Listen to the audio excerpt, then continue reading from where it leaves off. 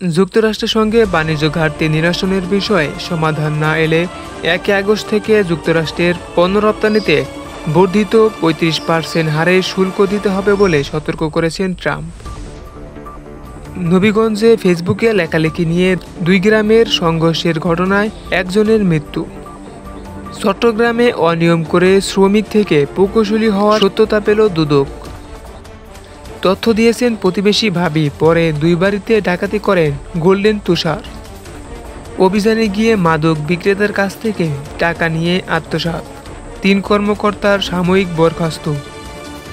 আইনজীবী পরিবর্তনে ভুক্তভোগীদের ভোগান্তির অবসান চান আইন উপদেষ্টা। কেনিয়ায় সরকার বিরোধী বিক্ষোভে পুলিশের গুলিতে নিহত 11। দক্ষিণ কোরিয়া ও জাপান সহ বেশ কিছু দেশের উপর নতুন করে শুল্ক আরোপ করলেন ট্রাম্প। দেশে সোনার দাম ভরিতে কমেছে 1,500 টাকা।